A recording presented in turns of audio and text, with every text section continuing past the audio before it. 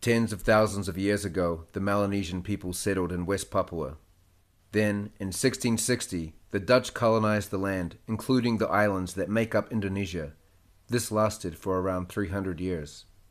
In 1946, the Republic of Indonesia became an independent nation.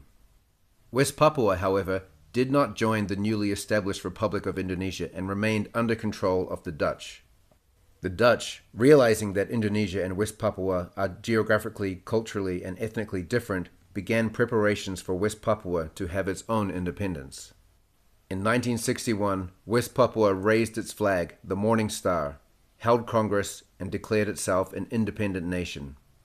At this point, however, Indonesia decided that it wanted control of all the former Dutch colonies in the Asia-Pacific region, and so the Indonesian government decided to invade West Papua.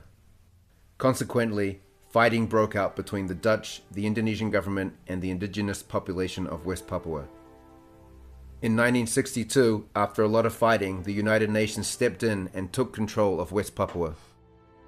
The UN then, without consulting West Papua, said to Indonesia, "In 1 year's time, the UN will give Indonesia control of West Papua, but Indonesia must promise to allow the West Papuan people to vote for self-determination."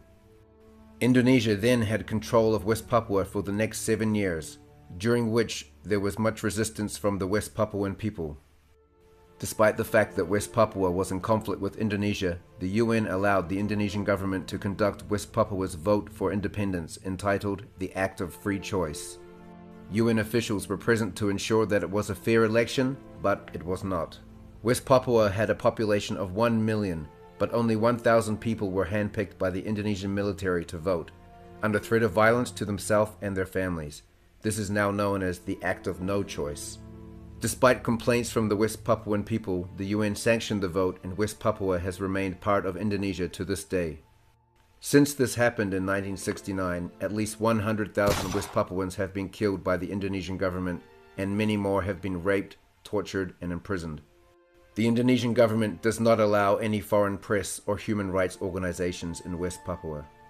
Today, West Papua is still fighting for its independence with the Free West Papua campaign, and unless other countries and people support their movement for a fair and transparent referendum, West Papuan people will continue to die.